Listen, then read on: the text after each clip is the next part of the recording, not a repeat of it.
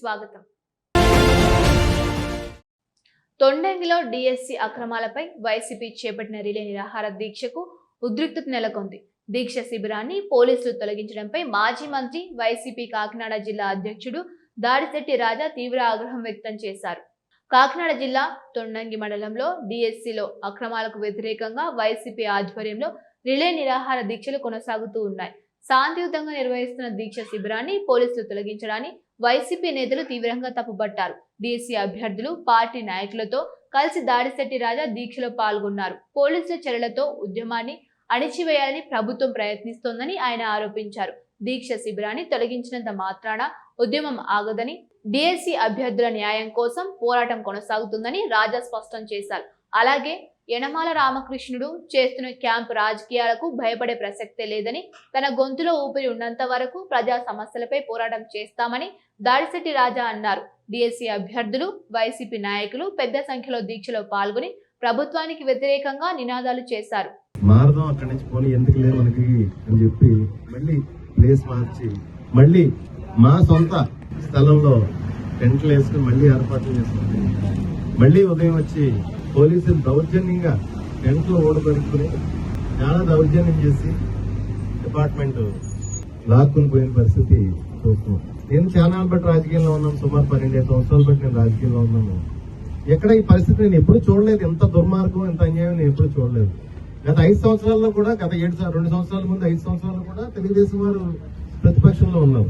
వందలాది కార్యక్రమాలు చేశారు, నిరసన కార్యక్రమాలు. ఆ రోజు మా ప్రభుత్వానికి వ్యతిరేకంగా ఏ రోజు కూడా వారు ఏ కార్యక్రమం చేస్తున్నారో ఎప్పుడు కూడా మా తుల్లో గానీ ఎప్పుడు ఆ సంస్కృతి లేదు. ఎప్పుడు మేము దాని మీద దృష్టి పెట్టలేదు, పట్టించుకోలేదు. ఆ సంస్కృతి ఎప్పుడు లేదు. అంటే గతంలో మరి అత్యంత దుర్మార్గంగా యనమల రామకృష్ణ గారు తమ్ముడు యనమల రామకృష్ణ గారు పరిపాలించాడు. మరి వాళ్ళ తమ్ముడు పక్కెళ్ళాడు. ఈయనన్నా కొద్దిగా న్యాయబద్ధంగా పరిపాలిస్తానంటే ఈ 80 సంవత్సరాల వయసులో ఈయన ఎంత పాపం మూట కట్టుకుంటున్నాడో ఈ నియోజకవర్గ ప్రజలకి తెలియజేసే ఉద్దేశంతో ఈ మాటలు మాట్లాడుతున్నాం. ఎక్కడా లేని సంస్కృతి, సిస్టమ్ ని డిస్టర్బ్ చేసి పారేశారు. మళ్ళీ రాష్ట్రంలో సిస్టమ్ బాగుపడాలి, వ్యవస్థలన్నీ గాడిలో రావాలి అంటే ఖచ్చితంగా జగన్మోహన్ రెడ్డి గారు ఇలాంటి వ్యక్తి ముఖ్యమంత్రి కావాల్సిన పరిస్థితి ఉంది. చాలా దారుణం. 2 రోజుల క్రితం అయితే సుమారు నియోజకవర్గంలో 90 మంది సోషల్ మీడియా యాక్టివిస్టుల మీద కేసులు పెడదామని ప్రయత్నం చేశారు. ఎవరో ఏదో పోస్ట్ యాక్ట్ చేశారు. అంటే పోస్ట్ ఏంటంటే అన్నవరం సత్యనారాయణ స్వామి బెండపూడి పంచాయతీలో కొండని అన్యాయంగా తవ్వి బారేస్తుంటే ఒక యూట్యూబర్ వీడియో తీసి వారికి ఫోన్ చేసి, ఏమండి ఇలాగా కొండను తవ్వేస్తున్నారు, పైన ఉన్న టెంపుల్ మీద ఉన్న బిల్డింగ్స్ కానీ అన్ని కిందకి జారిపోతాయి కదా, కరెక్ట్ కాదంటే నువ్వెవడోరా చెప్పడానికి, అవసరమైతే కొండే కాదు దేవుడు గుడి తవ్వారేస్తానని చెప్పేసిన మాటలు. అంత కళ్ళు మూసిపోయిన పరిపాలన కరెక్ట్ కాదు. ఎందుకంటే నేను 26 నెలల నుంచి 27 నెలలు అవుతున్నట్టుగా ఉంది. నేనేం మాట్లాడలేదు. ఎందుకంటే ప్రజలు మమ్మల్ని తిరస్కరించారు. మరి ప్రజలు తిరస్కరించారో, ఈవీఎంలు తిరస్కరించారో, మొత్తం మీద మేము తిరస్కరణకు గురైనప్పుడు మీరు పరిపాలన చేయాలి, న్యాయబద్ధంగా పరిపాలన చేయాలా. మీరు ఏ విధంగా పరిపాలన చేయాలో ప్రజలు మీకు మ్యాండేట్ ఇచ్చారు కాబట్టి ఆ పరిపాలన మేము చూస్తున్నాం. అంతేగాని నేను ప్రతిదానికి, మీరు చేసిన ప్రతి అన్యాయానికి కూడా, ప్రతి దౌర్జన్యాలకి నేను వేలు పెట్టలేదు.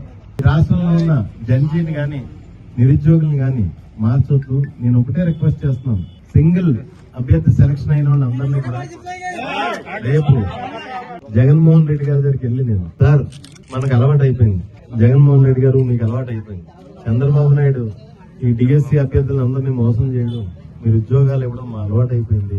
మీరు గతంలో 2 సార్లు మోసపోయిన వాళ్ళందరికీ ఉద్యోగాలు ఇచ్చారు. సుమారు చంద్రబాబు నాయుడు మోసం చేసిన వాళ్ళు 7,500 మంది, 8,000 మంది ఉన్నారు. ఇలాగే సెలెక్ట్ అయ్యి మోసపోయిన వాళ్ళని, న్యాయబద్ధంగా ఉద్యోగం రావాల్సిన వాళ్ళని, న్యాయబద్ధంగా ఉన్న వికలాంగులకి దయచేసి మీ ప్రభుత్వం వచ్చిన వెంటనే ఖచ్చితంగా ఉద్యోగాలు ఇస్తానని చెప్పేసి ఒక మాట ఇవ్వండి సార్ అని చెప్పేసి నేను జగన్మోహన్ రెడ్డి గారిని రిక్వెస్ట్ చేయబోతున్నాను. ఖచ్చితంగా, ఎందుకంటే కష్టం మనసు తెలిసిన వ్యక్తి కాబట్టి, నిజంగా సెలెక్ట్ అయి మోసపోయి ఉంటే ఖచ్చితంగా మా జగన్ అన్న ఖచ్చితంగా మాట ఇస్తాడు, వాళ్ళకి ఉద్యోగాలు ఇస్తాడు. ఎందుకంటే ఆయన టైంలోనే చూసాం మనం డిఎస్సి అభ్యర్థికి మోసపోయిన డిఎస్సి అభ్యర్థులకి, ఎప్పటి నుంచో మోసపోయిన డిఎస్సి అభ్యర్థులకి సుమారు దగ్గరగా 7-8 మందికి ఉద్యోగాలు ఇచ్చిన పరిస్థితి. 98 బ్యాచ్, మళ్ళీ ఇంకో మనం 2014 నుంచి 18 వరకు కూడా ఆ బ్యాచ్ కూడా మీరు మోసం చేస్తే ఉద్యోగాలు ఇచ్చిన పరిస్థితి. Tandava News. For more updates, like, share and subscribe.